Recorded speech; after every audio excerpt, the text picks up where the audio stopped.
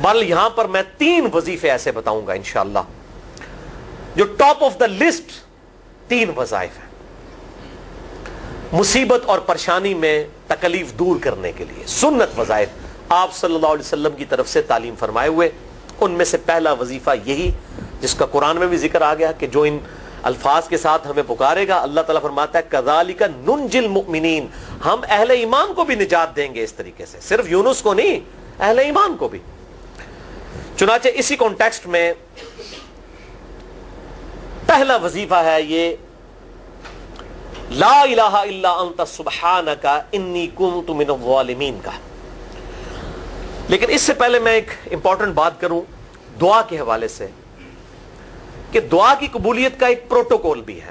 ویسے تو آپ مسئلہ 82 دیکھیں گے، اس میں میں نے اور باتیں بھی کی ہیں، ٹاپک دوسری طرف چلا جائے گا، لیکن انصاف ہے کہ میں اس چیز کو بھی ایڈریس کروں۔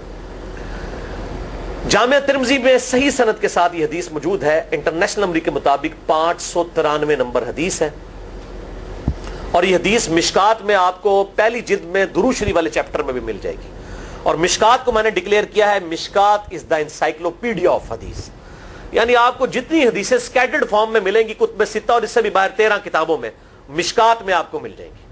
میں نے اسی لیے مشکات پہ پورا لیکچر ریکارڈ کروا دیا ہے، مسئلہ نمبر 111B کے عنوان سے مشکات المصابیح کا مکمل تعارف، وہ ضرور دیکھیں، یعنی مشکات 3 جلدوں میں آپ لے لیں تو انسائکلوپیڈیا آف حدیث آپ کے پاس آ گیا۔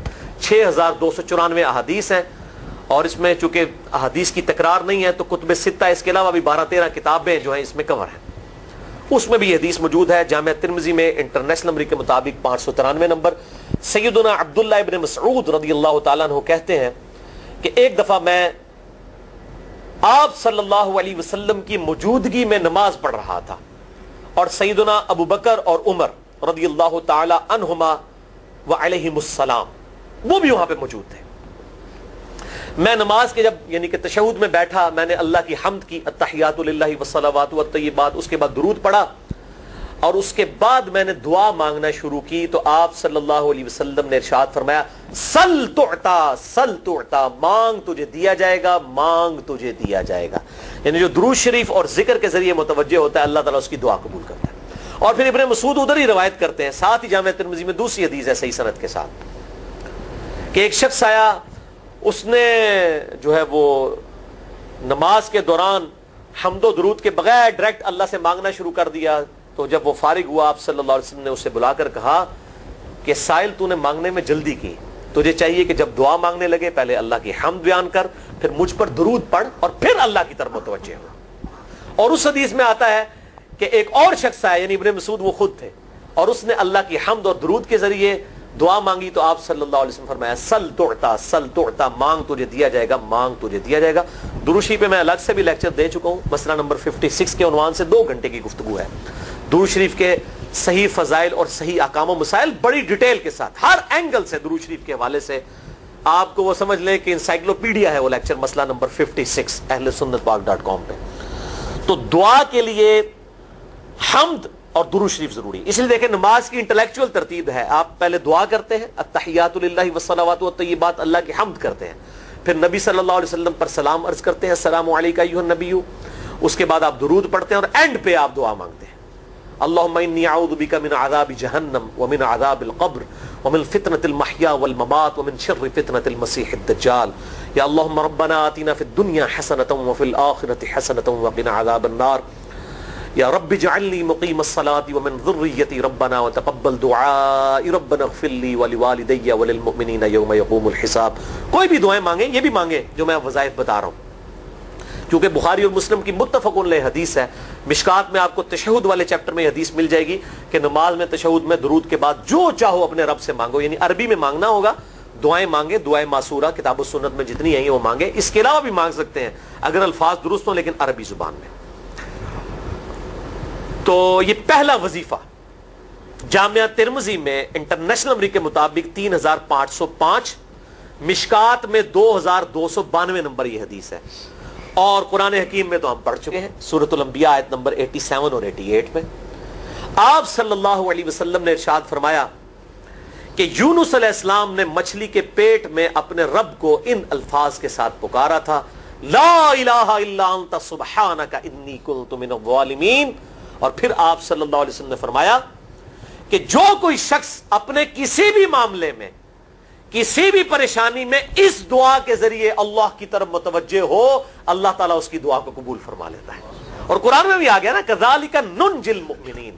اور کتنا بڑا فتویٰ آیا میرے بھائیوں سورہ الصافات 143 144 فلولا انہ کان من المسبحین. اگر یونس ہمیں ان الفاظ میں ہماری تسبیح نہ کرتا للبث فی بطنہ الی یوم یبعثون, تو مچھلی کے پیٹ میں قیامت تک مچھلی کے پیٹ میں رہتا اگر اس طرح نہ ہمیں پکارتا.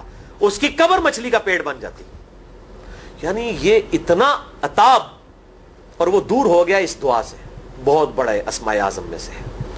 تو یہ بہترین دعا, بہترین وظیفہ, اسماء اعظم میں سے بہترین چیز, اور سب سے بڑھ کر جو میں نے بات کی کہ بہترین استغفار, اللہ سے توبہ مانگنے کا بہترین ذریعہ. اور کس طریقے سے, اے اللہ تو پاک ہے نا, تجھ سے تو غلطی نہیں ہوگی, میں بندہ ہوں غلطی کروں گا, تو اللہ نے تو معاف کرنا ہے نا. کیونکہ جب بندے نے اپنی عاجزی کا اظہار کر لیا ہے اور اللہ تعالیٰ کو بتایا اللہ یہ تیری کوالٹی ہے, تو غلطی نہیں کرتا, تو میں تو انسان ہوں غلطی کروں گا. تو یہ ہے پہلا وظیفہ. دوسرا وظیفہ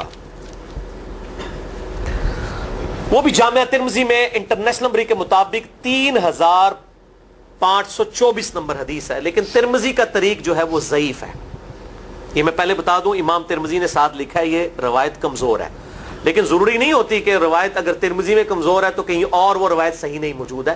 اس کی صحیح سند المستدرک للحاکم میں انٹرنیشنل نمبر کے مطابق 1862 نمبر موجود ہے, اور سنن نسائی الکبریٰ میں 10492 نمبر ہے, اور مشکات میں بھی 2454 نمبر حدیث ہے انٹرنیشنل نمبر کے مطابق. تو صحیح سند المستدرک للحاکم اور سنن نسائی الکبریٰ کے اندر موجود ہے. اور وہ وظیفہ ہے انس ابن مالک کہتے ہیں اور سعد ابن ابی وقاص کہتے ہیں رضی اللہ تعالی عنہما وعلیہم السلام, کہ آپ صلی اللہ علیہ وسلم کو جب کبھی کوئی تکلیف یا پریشانی پہنچتی تو آپ صلی اللہ علیہ وآلہ وسلم ہمیشہ ان الفاظ میں اپنے رب کو پکارا کرتے ہیں, یا حی یا قیوم برحمتک استغیث. اے خود سے زندہ ہر چیز کو تھامنے والے, میں تیری رحمت کے ساتھ تیری مدد کا سوال کرتا ہوں. استغیث بولیں گے نا الف کے ساتھ حمزہ کے ساتھ تو یہ سنگولر کا صیغہ ہوگا, اور اگر ہم بولیں گے نستغیث نون کے ساتھ تو یہ جمع کا صیغہ بن جائے گا. یہ میں اس لیے بتا رہا ہوں, لوگ پوچھ رہے ہوتے ہیں جی بعض جگہ لکھا ہوتا ہے جناب نستغیث, بعض جگہ لکھا ہوتا ہے استغیث, کیا کریے وہ نستغیث جمع کا صیغہ بنا لیا جاتا ہے. جیسے دعا ہے سنن ابی داؤد میں اللہم اجرنی من النار, لیکن اگر جمع کا صیغہ بنائیں گے تو اللہم اجرنا من النار ہو جائے گا. اس طریقے سے دعائے قنوت کے الفاظ ہیں اللہم اہدنی فی من ہدیت, تو جمع کا صیغہ ہوگا اللہم اہدنا فی من ہدیت. یہاں پر بھی ہے یا حی یا قیوم برحمتک استغیث سنگولر کا صیغہ, اور نستغیث پلورل کا صیغہ جمع کا صیغہ. کتنی بہترین دعا ہے, اے خود سے زندہ ہر چیز کو تھامنے والے, میں تیری رحمت کے ساتھ تیری مدد کا سوال کرتا ہوں. تو یہ بھی اسماء اعظم میں سے ہے. سنن نسائی الکبریٰ کے اندر صحیح سند کے ساتھ 10492 اور المستدرک للحاکم میں 1862 نمبر. اب یہاں پہ میں ایک ضمناً بات بتا دوں سنن نسائی الکبریٰ کے بارے میں, چونکہ اکثر لوگ پوچھتے ہیں.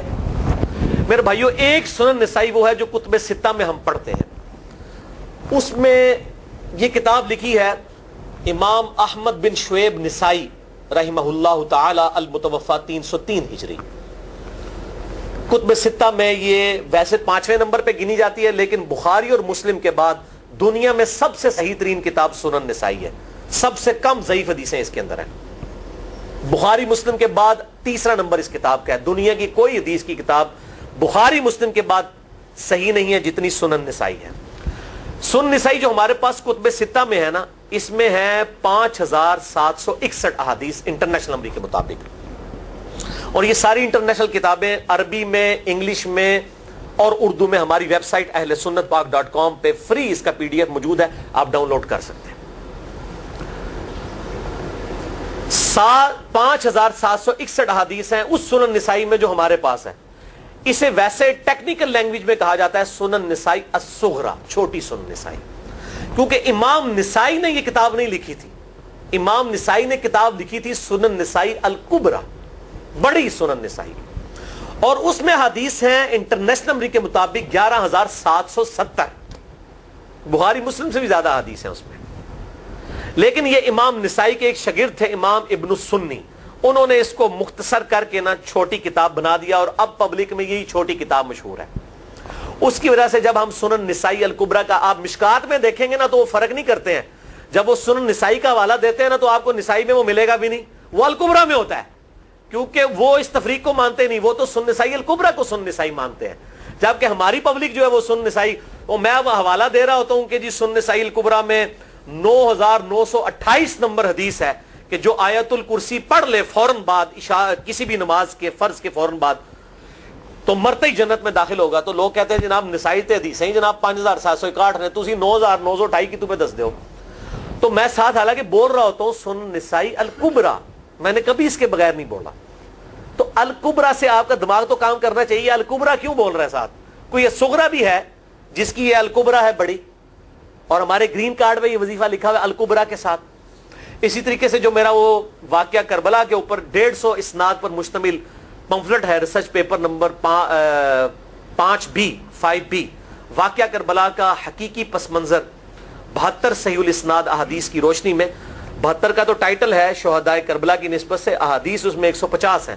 اس میں اکثر حدیثوں کے حوالے میں نے سنن نسائی الکبریٰ سے دیے ہوئے ہیں. وہ لوگ کہتے ہیں مل ہی نہیں رہی ہے، تو میرے بھائی وہ سنن نسائی الکبریٰ آپ کے پاس ہوگی تو آپ کو ملے گا نا. تو سنن نسائی الکبریٰ الگ سے وہ اصل کتاب ہے، اس میں سے سنن نسائی الصغریٰ بنائی گئی ہے. اسی سنن نسائی الکبریٰ کا چیپٹر ہے خصائص علی، جس میں 194 حدیث ہیں سیدنا مولا علی رضی اللہ تعالیٰ عنہ علیہ السلام کی شان میں. امام نسائی نے ناسبیوں کے خلاف وہ کتاب کا وہ چیپٹر لکھا، وہ خصائص علی چیپٹر ہے سنن نسائی الکبریٰ کا. اس طریقے سے فضائل صحابہ بھی امام نسائی کی جو کتاب ہے وہ بھی اسی کتاب کا چیپٹر ہے. اسی طریقے سے عمل الیوم واللیلہ، صبح و شام کے جو اذکار ہیں وہ چیپٹر بھی اسی سنن نسائی الکبریٰ میں سے ہے. اسی میں یہ وظیفہ ہے کہ جو آیت الکرسی فرض نماز کے فوراً بعد پڑھتا ہے تو مرتے ہی جنت میں داخل ہوگا. میں نے اس کتاب کے اس چیپٹر کا حوالہ نہیں دیا، وہ الگ سے بھی چیپٹر چھپا ہوا ہے، جس طرح خصائص علی الگ سے ہے، فضائل صحابہ الگ سے ہے. خصائص علی تو ہمیں ہماری ویب سائٹ پہ بھی موجود ہے ahlsunnatpak.com پہ. فضائل صحابہ بھی اردو ترجمے اور تحکیم کے ساتھ چھپ چکی ہے. اور یہ عمل الیوم واللیلہ، دن رات کے جو اذکار ہیں، یہ بھی الگ سے عربی میں چھپی ہوئی ہے. تو میں اس کا حوالہ نہیں دیتا، میں سنن نسائی الکبریٰ کا کہتا ہوں 9,928 آیت الکرسی کا وظیفہ. تو یہ سنن نسائی الکبریٰ کا میں نے حوالہ دیا ہے یا حی یا قیوم برحمتک استغیث 10,492 صحیح طریق ہے. بعض اوقات کسی ایک کتاب میں ضعیف، ترمذی کا اس کا طریق جو ہے وہ ضعیف ہے، سنن نسائی الکبریٰ اور المستدرک للحاکم کا طریق جو ہے وہ بالکل صحیح ہے. جس طریقے سے سنن ابی داؤد اور سنن ابن ماجہ میں کتاب النکاح چیپٹر میں حدیث ہے، اگر میں سجدہ جائز سمجھتا تو بیویوں کو کہتا کہ اپنے خامدوں کو سجدہ کریں اس حق کے سبب جو اللہ نے ان کو دیا ہے. تو ابو داؤد اور ابن ماجہ کی روایت ضعیف ہے، اس میں شریک القاضی مدلس ہیں اور ان سے روایت کر رہے ہیں، اور مدلس کی ان والی روایت سما کی تصریح کے بغیر ضعیف ہوتی ہے. لیکن ہم اس حدیث کو صحیح کہتے ہیں کیونکہ اس سما کی تصریح سنن البہیقی کے اندر موجود ہے الکبریٰ میں. تو ہم پھر اس کی بنیاد پہ کہتے ہیں چونکہ وہاں پر صحیح، لہذا اس کو ہم کہتے ہیں شواہد کی بنیاد پہ صحیح. یہ میں آپ کو ٹیکنیکل چیزیں بتا رہا ہوں، یہ وہ چیزیں جو آپ کے کئی وہ جو بڑے بڑے علماء پڑھ کے فارغ ہوتے ہیں ان کو بھی یہ باتیں نہیں پتہ ہوتی ہیں. وہ کہتے ہیں جناب آپ کی تو پڑھے ہو، اور میں کہنا پائی میرے آئنسٹائن تے نیوٹن کو کسی مدرسے تو پڑھنے کی ضرورت نہیں ہوتی. نیوٹن 8ویں کلاس ہی نسیا ہوا ہے، آج نیوٹن ہوتے PhD ہوتی فزکس تھی. مجھے غامدی صاحب کا جملہ یاد آیا، ان سے کسی نے پوچھا کہ یہ جو روایتی علماء ہیں اور مولانا مودودی آپ ان کو کیسے دیکھتے ہیں؟ ان کا روایتی علماء جو ہیں یہ تو مدرسوں کے اسٹوڈنٹس اور فاروق تحصیل ڈگری ہولڈر ہیں، اور مودودی صاحب جو ہیں ان کی مثال تو آئنسٹائن اور نیوٹن والی ہے، ان کے اوپر PhDs ہوتی ہیں. یہ گاڈ گفٹڈ صلاحیتیں ہوتی ہیں. ان مدرسوں کی آؤٹ پٹ مودودی صاحب اور ڈاکٹر اسرار، ڈاکٹر ذاکر نائک اور احمد دیدار صاحب تو نہیں ہو سکتے. یہ گاڈ گفٹڈ صلاحیتیں ہوتی ہیں. تو میں اس لیے ساتھ ساتھ کلیئر کر رہا ہوں تاکہ یہ جو ایمبیگوٹیز آتی ہیں اس حوالے سے وہ کلیئر ہو جائیں. بہرحال یہ دوسرا وظیفہ ہو گیا. اب تیسرا وظیفہ جو ہے کمال وظیفہ، صحیح بخاری میں موجود ہے، انٹرنیشنل نمبر کے مطابق 4,563 نمبر. ابن عباس رضی اللہ تعالی عنہما کہتے ہیں وعلیہم السلام، وہ کہتے ہیں کہ سیدنا ابراہیم علیہ السلام کو جب آگ میں پھینک رہے تھے نا تو ابراہیم علیہ السلام نے اس وقت کہا تھا حسبنا اللہ و نعم الوکیل، ہم نے اللہ ہی پر بھروسہ کیا اور وہی بہتر کارساز ہے. اور تمہارے نبی صلی اللہ علیہ وسلم کو بھی جب مصیبت اور پریشانی آتی تھی وہ بھی پڑھا کرتے تھے حسبنا اللہ و نعم الوکیل، ہم نے اللہ ہی پر بھروسہ کیا اور وہی بہتر کارساز ہے. اس کے اندر وہ شعر جو بنا دیا نا نعم المولا و نعم النصیر، ویسے الگ سے آیت ہے، الگ سے آیت ہے، لیکن یہ شعر نہیں بنانا، بس اتنا ہی وظیفہ ہے حسبنا اللہ و نعم الوکیل.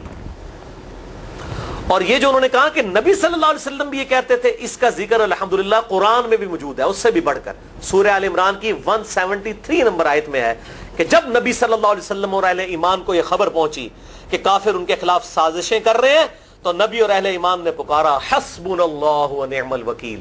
تو حسبنا اللہ و نعم الوکیل قرآن کی آیت بھی ہے، اور یہ ہے وہ آیت، وظیفہ قرآن میں آیا ہوا ہے یہ آل عمران 173 اور صحیح بخاری 4563. اور مجھے بڑا وجد آیا کہ ابراہیم علیہ السلام کو جب آگ میں پھینکنے لگے تھے انہوں نے اس وقت اللہ کو ان الفاظ کے ساتھ پکارا حسبنا اللہ و نعم الوکیل. اچھا یہ جتنے بھی وظیفے ہیں نا میرے بھائیوں، ان کا فائدہ اسی وقت ہے جب آپ کو ترجمہ بھی ان کا آتا ہوگا، ورنہ آپ روزانہ جتنی مرضی تسبیح کھینچتے رہے کوئی فرق نہیں پڑے گا. اس لیے میرا ایک پرسنل مشورہ ہے کہ جب بھی یہ وظیفے پڑھے نا آپ، اردو ترجمہ بے شک آتا بھی ہو رہا ہے، ایک دفعہ اپنی زبان میں اس کو ریپیٹ کریں. یعنی آپ پڑھیں حسبنا اللہ و نعم الوکیل، میں نے اللہ ہی پر بھروسہ کیا اور وہی بہتر کارساز ہے. آپ دیکھیں یہ صوت القرآن چینل میں جب وہ عربی چل رہی ہوتی ہے، جیسے ہی وہ مراج الدین خان کا ترجمہ شروع ہوتا ہے نا، کیسے کب کبھی تاری ہو جاتی ہے، کیونکہ ہماری زبان میں بات ہو رہی ہوتی ہے نا. ابھی تو نہیں قیام اللیل میں رو رہے ہوتے، ان کی زبان میں بات ہو رہی ہوتی ہے، اپنی زبان کا اثر ہوتا ہے. اسی طریقے سے آپ لا الہ الا انت سبحانک انی کنت من الظالمین، یا حسبنا اللہ و نعم الوکیل، یا حی یا قیوم برحمتک استغیث، جو بھی وظیفے پڑھیں نا، ایک دفعہ ان وظیفوں کو جب آپ الگ سے دعا مانگ رہے ہوں اس وقت اس کو آپ اپنی زبان میں بھی دہرائیں. اور اس کے لیے کوئی تسبیح نہیں کھینچنے کی ضرورت کہ آپ نے اتنے 100 دفعہ پڑھنا ہے. تسبیح تو ویسے ٹھیک ہے، وہ آپ استعمال کر سکتے ہیں، لیکن آپ چلتے پھرتے اٹھتے بیٹھتے ہر وقت جس حالت میں بھی، اور صحیح مسلم میں حدیث ہے کہ یہ جو وظائف ہیں ان کے لیے تو کوئی وضو بھی کیا غسل بھی پروٹوکول نہیں ہے. اب عائشہ کہتی ہیں نبی صلی اللہ علیہ وسلم حالت جنابت میں بھی اللہ کو یاد کر لیا کرتے تھے. صحیح مسلم میں حدیث موجود ہے، جنابت والے چیپٹر میں ہر حال میں اللہ کو یاد کرتے تھے. اور جو قرآن میں بھی دعائیں یا اذکار آئی ہیں نا، جب آپ حالت جنابت میں بھی اس کو کریں گے نا تو اس پہ قرآن کا حکم نہیں لگے گا. تو جامعہ ترمذی اور ابو داؤد میں جو حدیث ہے کہ حضرت علی کہتے ہیں نبی صلی اللہ علیہ وسلم کو حالت جنابت کے علاوہ کوئی اور حالت قرآن پڑھنے سے مانے نہیں ہوتی تھی، تو اس سے مراد قرآن کی تلاوت ہے. اگر قرآن کی دعائیں جیسے ہیں بسم اللہ الرحمن الرحیم، یہ بھی تو قرآن ہے، سبحان اللہ بھی تو قرآن ہے، الحمدللہ بھی تو، یہ اذکار جو ہے نا جب آپ اذکار کی نیت سے پڑھ رہے ہوں گے پھر یہ قرآن نہیں شمار ہوں گے، ذکر شمار ہوں گے. اور اس کے لیے نہ وضو پروٹوکول ہے اور نہ غسل کا ہونا ضروری ہے، ہر حال میں اللہ کو یاد کریں.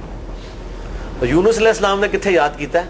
پھر ظلمات، مچھلی کے پیٹ میں، جہاں نہ کوئی اگربتی تھی اور تعفن پھیلا ہوا تھا اور اندھیرا ہی اندھیرا تھا، یہاں پہ وہ جناب کس طرح وہ روشن کرتے ہیں، پھر 1.25 دفعہ پڑھواتے ہیں. یعنی میں بتا رہا ہوں آدھا سچ بڑا خطرناک ہوتا ہے. یعنی آیت کریمہ کی اصلیت تو موجود ہے کتاب و سنت میں، لیکن آدھا جو سچ جھوٹ ساتھ ملا لیا نا اس کی وجہ سے سارا بیڑا غرق کر دیا ہوا.